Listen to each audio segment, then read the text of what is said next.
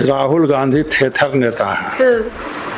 सवाल उठाते हैं, वक्तव्य देते हैं, उनको जवाब मिलता है, लेकिन फिर वही बात बोलते रहते हैं। निर्वाचन आयोग ने आज सांगोपांग प्रेस कॉन्फ्रेंस किया, हर एक बिंदु पर उसने उत्तर दिया। अब इस पर भी थेथरोलॉजी करेंगे राहुल गांधी और उसका साथ देंगे तेजस्वी यादव। दोनों व्याकुल भारत है। चुनाव आयोग की तरफ से साफ तौर पे कहा गया कि एसआईआर को लेकर भ्रम फैलाया जा रहा है। बिल्कुल भ्रम फैलाया जा रहा था और अब स्पष्ट हो गया है। राहुल गांधी ने ये निंदनीय काम किया है, भर्त्सना काम किया है, उसकी जितनी भर्त्सना की जाए। नमस्कार, आपके साथ में हूं ज्योति सिंह, आप देख रहे हैं NBC 24। देखिए, वोट चोरी के सवाल पर अब चुनाव आयोग की तरफ से जवाब आ चुका है। इसी पर बात करने के लिए इस वक्त हमारे साथ बीजेपी राज्यसभा सांसद भीम सिंह मौजूद हैं। सर, वोट चोरी को लेकर के, एसआईआर को लेकर के लगातार बवाल मच रहा था, चुनाव आयुक्त ज्ञानेश जी ने जवाब भी दिया है, इसको आप कैसे देखते हैं? राहुल गांधी थेथर नेता है। सवाल उठाते हैं, वक्तव्य देते हैं, उनको जवाब मिलता है, लेकिन फिर वही बात बोलते रहते हैं। महाराष्ट्र के संदर्भ में उन्होंने उठाया तो निर्वाचन आयोग ने उनको 64 पेज का जवाब भेजा उनकी पार्टी। स्पष्ट हो जाना चाहिए था। अभी फिर उठा रहे हैं बिहार के एसआईआर के मामले को लेकर। निर्वाचन आयोग ने आज सांगोपांग प्रेस कॉन्फ्रेंस किया, हर एक बिंदु पर उसने उत्तर दिया। अब इस पर भी थेथरोलॉजी करेंगे राहुल गांधी और उसका साथ देंगे तेजस्वी यादव। दोनों व्याकुल भारत है। अच्छा, व्याकुल क्यों है दोनों लोग? व्याकुल हैं, सत्ता में जाना चाह रहे हैं। सत्ता का लस्ट लगा हुआ है ना। मनमोहन सिंह जी की सरकार में तो इसी परिवार की चलती थी, तो सत्ता का जो चस्का लगा हुआ है उसी तेजस्वी यादव को सत्ता का चस्का लगा हुआ है। चुनाव आयोग की तरफ से साफ तौर पे कहा गया कि एसआईआर को लेकर भ्रम फैलाया जा रहा है। बिल्कुल भ्रम फैलाया जा रहा था और अब स्पष्ट हो गया है।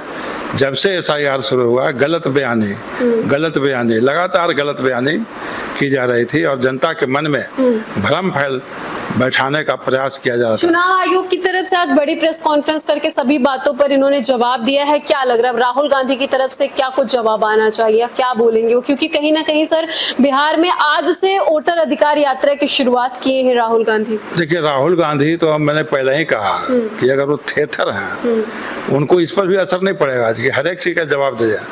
जब सुप्रीम कोर्ट ने उनको डांट पिलाई है, सुप्रीम कोर्ट में लिखित क्षमा मांगे हैं, प्रेस से क्षमा मांगे हैं अपनी गलत बयानी के लिए, तभी गलत बयानी करते रहते हैं कि नहीं करते थे। इसलिए वो थेथर नेता हैं, उनकी यात्रा पर कोई असर नहीं पड़ेगा।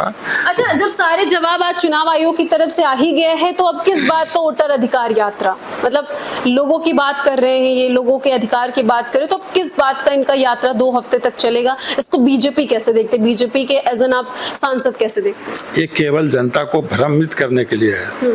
चुनाव नजदीक है ना, तो चुनाव नजदीक को देख करके जनता में कुछ भ्रम फैले, उस भ्रम के कारण कुछ वोट इधर आ जाए, इसी के लिए है, और कुछ इसका मकसद नहीं है। लेकिन मैं कहना चाहूँगा कि बिहार की जनता, जो नीतीश कुमार जी ने बिहार की सेवा की है और जो श्री नरेंद्र मोदी जी ने देश की सेवा की है, उन सेवाओं का मूर्त रूप बिहार में दिखाई पड़ रहा है। यात्रा करने जा रहे हैं ना, देखेंगे कि ऐसी सड़कें हैं, उनको चलने में कोई दिक्कत नहीं होगी। अच्छा सर, आज एक और मुद्दा जो है वो गरमाया हुआ है। राहुल गांधी की बिहार यात्रा से पहले कांग्रेस के सोशल मीडिया पोस्ट पर यह देखने को मिला कि बिहार आ रहे हैं जननायक। राहुल गांधी को कांग्रेस की तरफ से उनके सोशल मीडिया पोस्ट पर उनको जननायक कहा गया है।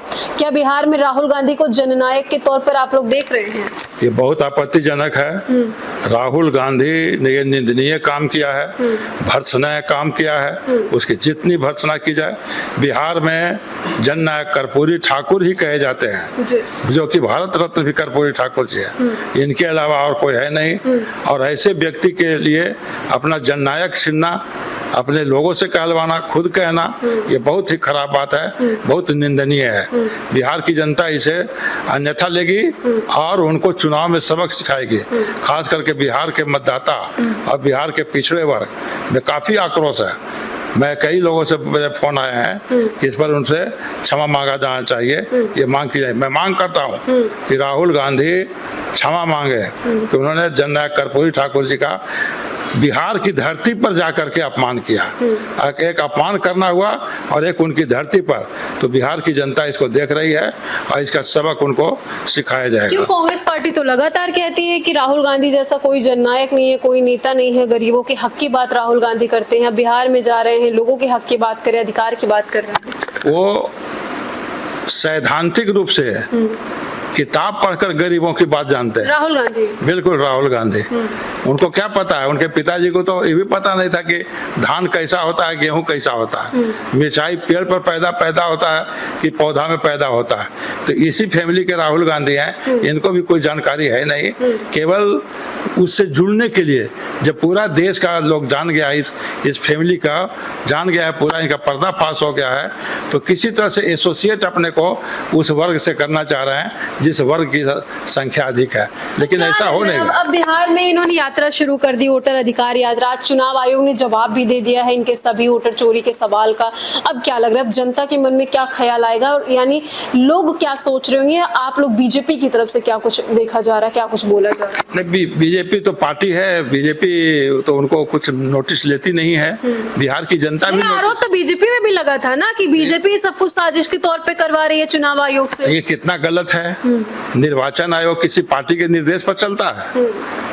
जैसे कांग्रेस एक पार्टी है, भारतीय जनता पार्टी है, और जैसे SIR निर्वाचन आयोग ने लाया तो हर पार्टी ने सहयोग किया, उसमें बीजेपी भी सहयोग कर रही है।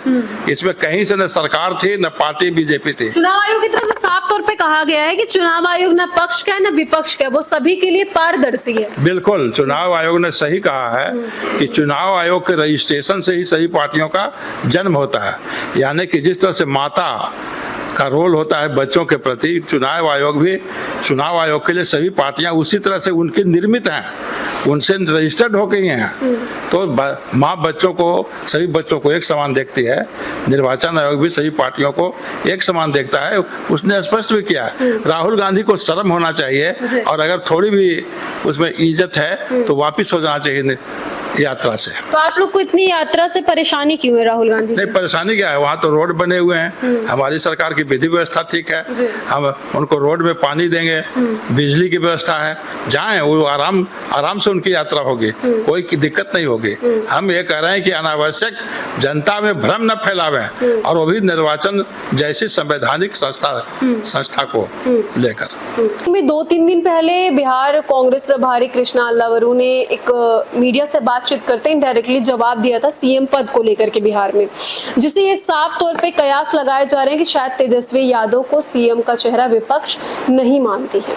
ऐसा आपको लगता है? इसको आप कैसे देखते हैं? देखिए, सीएम का उम्मीदवार ही रह जाएगा, चाहे तेजस्वी हो या तेजस्वी नहीं हो।